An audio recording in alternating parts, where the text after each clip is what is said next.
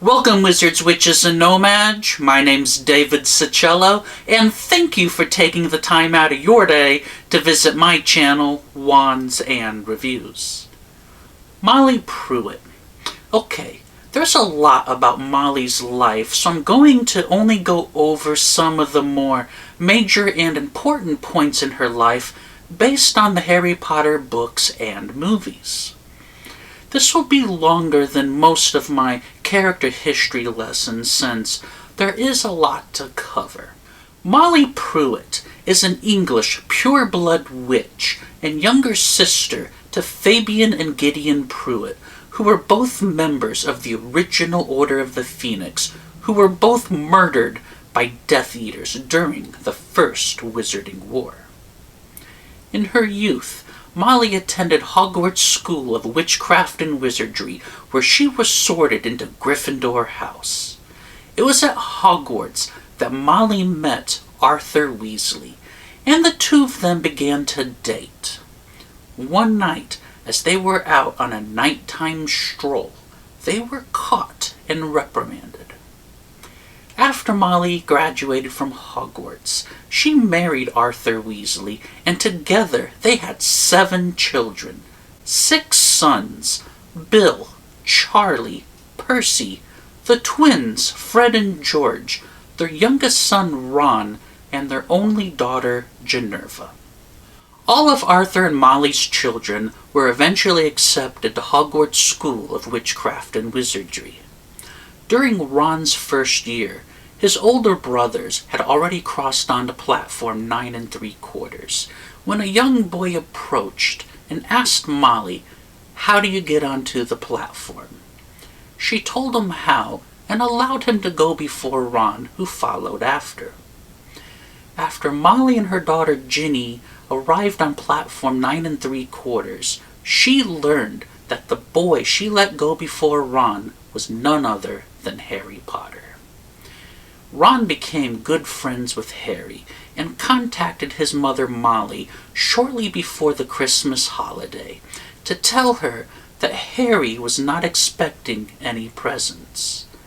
Molly, of course, came to the rescue and knitted him one of their famous Weasley sweaters.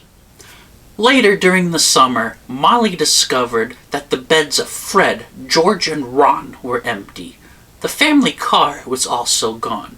No note left was explaining where they have gone or what they were up to. Later the next morning, they returned with the car, which Molly learned they flew to Surrey to rescue Harry Potter. And of course, she yelled at him, but didn't blame Harry, and threw her sons nasty looks while she made breakfast. Later that day, Molly and Arthur took the family and Harry Potter to Diagon Alley to buy their school supplies. Harry had never traveled with the Floo network, so he got lost and ended up at Borgin and Burke's down in Nocturne Alley. Harry was later found by Hagrid, who reunited him with Hermione Granger, who she took to the Weasley family, who were very relieved that Harry Potter was safe. As the Weasley family was making their way on the platform 9 3/4, it was Ron and Harry's turn to go through. As they approached, their trolley slammed into the wall. The portal had sealed itself shut. Ron had the brilliant idea of taking the Weasley family car to Hogwarts, and on their way, they crashed into the Whomping Willow. That evening, Molly received a letter from Minerva McGonagall explaining what the boys had done. Furious, Molly sent Ron a howler, expressing her absolute disgust in his reckless behavior, that his father Arthur was now facing an inquiry at work. That same year, the Chamber of Secrets was opened, and Ginny was taken down into the chamber. But she was saved by Harry Potter and her brother Ron. It had turned out that Lucius Malfoy planted an old-school diary of Tom Riddle onto Ginny that possessed her when she opened it, and it forced her to open the Chamber of Secrets.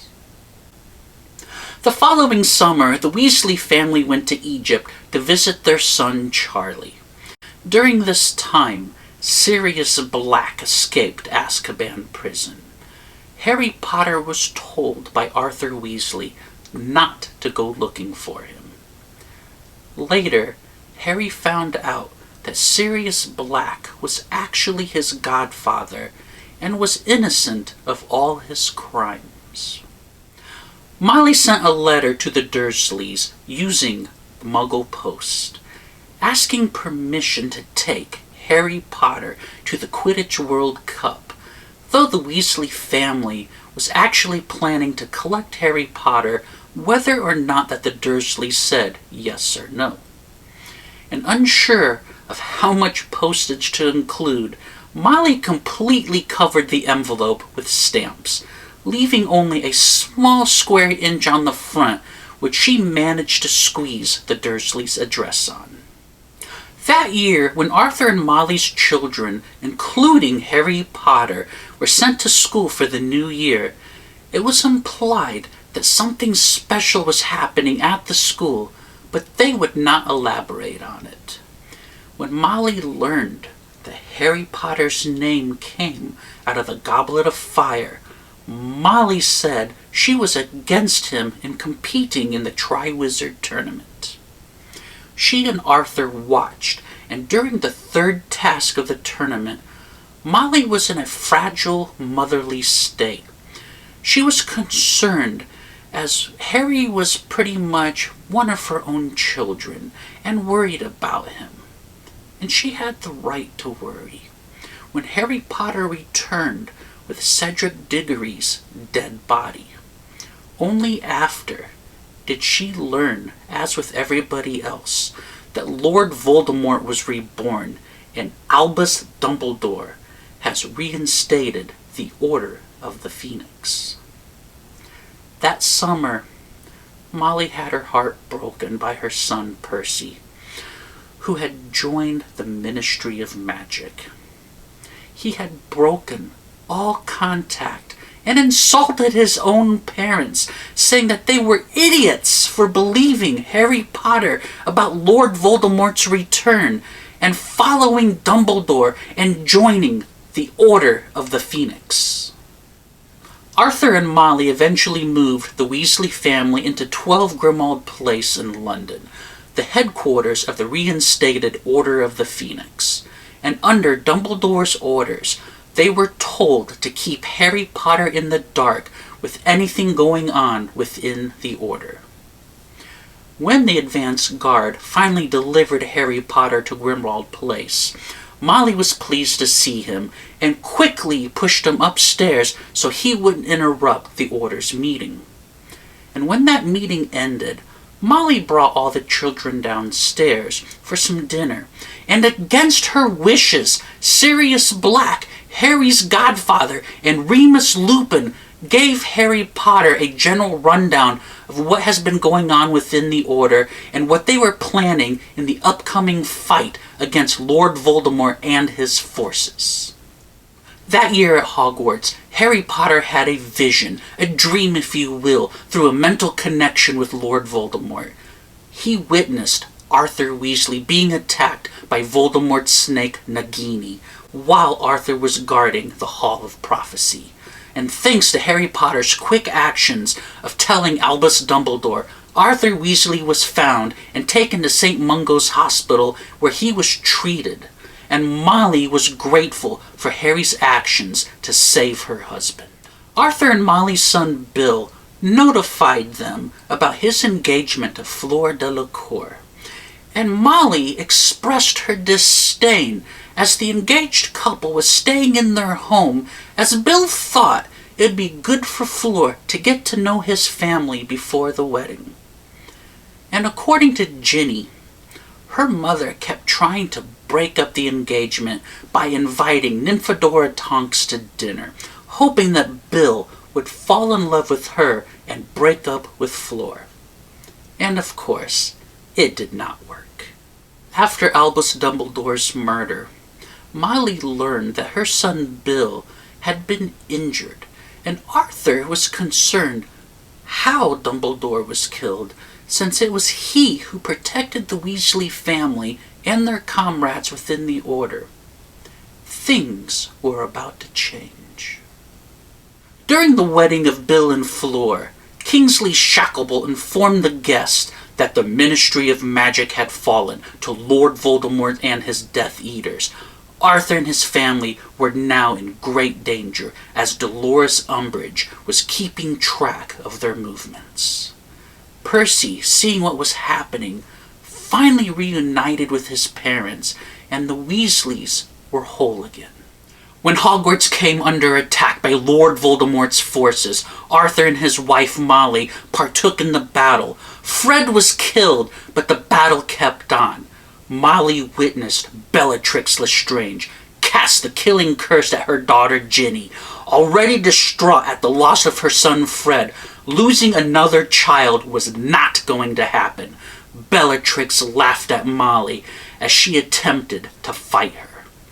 Both witches were battling, and Bellatrix stumbled backwards when Molly took the advantage and stared at Bellatrix's eyes and said, "Not my daughter, you bitch," as she casted the final killing blow, destroying Bellatrix Lestrange. Molly let a smile out as big as her heart because her daughter was safe. In the years following the defeat of Lord Voldemort and the end of the Second Wizarding War, Molly's family grew with the marriages of her children and births of numerous grandchildren. Her and Arthur was happy as could be. Molly, a kind woman, could easily be ferocious, was a loving wife and mother. And today, I would like to share with you her wand, Miss Molly Weasley's wand from the Noble Collection. And then I would like to share with you my non-official version I made before I replaced it with the official version.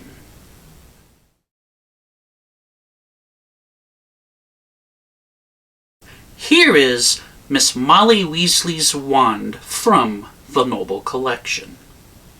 In the wizarding world, this wand is made from an unknown wood with an unknown core and measures in at 14.5 inches in total length. But in the real world, this wand is made of resin and painted. Mrs. Weasley's wand is that of a more basic wand design that she purchased at Ollivander's wand shop when she was 11 years old. It has a light brown shaft with a darker brown handle.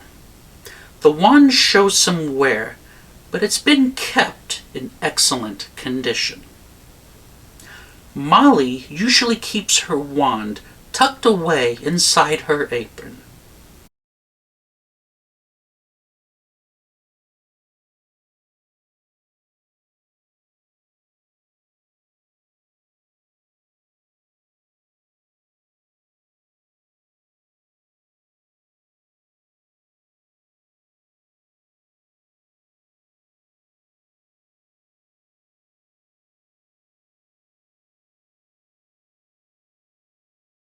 It is an easy wand to handle.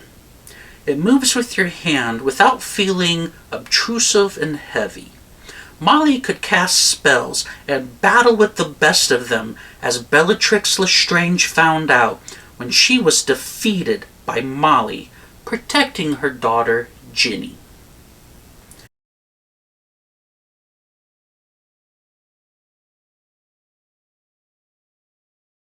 This is the official wand replica for Molly Weasley from the Noble Collection.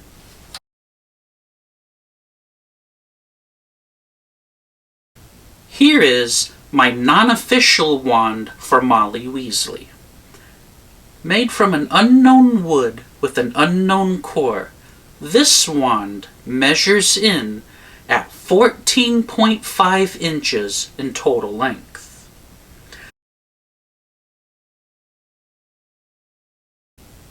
I made this wand before I started to replace my non-official wands with the Noble Collection's official ones.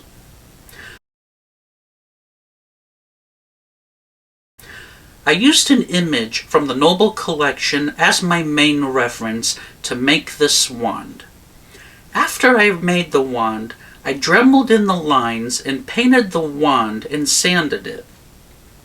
This allowed for the lines to show through when the wand was painted. I painted the wand a brown mix color that closely matched the image I was using.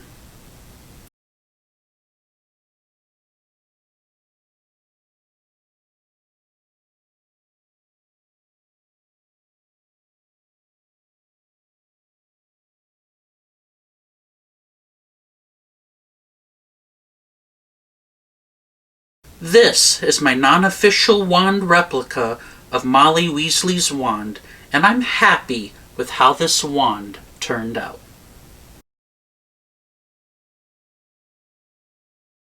Now, here is my non-official wand replica compared to the Noble Collection's official wand. The length of both wands are 14.5 inches in total length. The shafts of both wands are similar in size, though my wand has a more rounded tip compared to the blunt end of the Noble Collection's wand.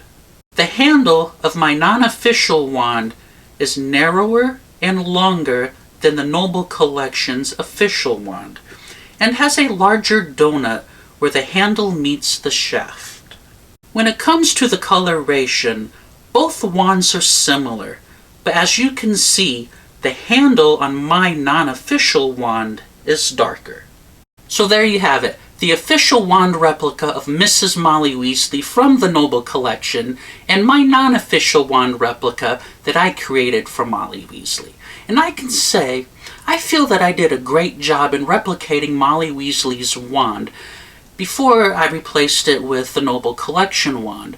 And I think I made this wand maybe back in 2008 or 2009, and since then I've learned a lot about creating wands that I've been sharing with you. So I would like to know, what do you think of the official Noble Collection Molly Weasley wand, or what do you think about my non-official replica version of Molly Weasley's wand? Please let me know in the comments section below. If you would like to acquire the official wand replica of Miss Molly Weasley from the Noble Collection, you can purchase it directly on their website, and of course I'll leave a link in the description below. And with that said, I really hope you enjoyed this wand comparison review today. If you did, please show my channel some Weasley love by clicking on that thumbs up button, and while you're here, why not subscribe to my channel if you're not already doing so? I really do appreciate it, and you can help me out by sharing this video with your family and all of your friends. Thank you, and please, have a warm, heartfelt day.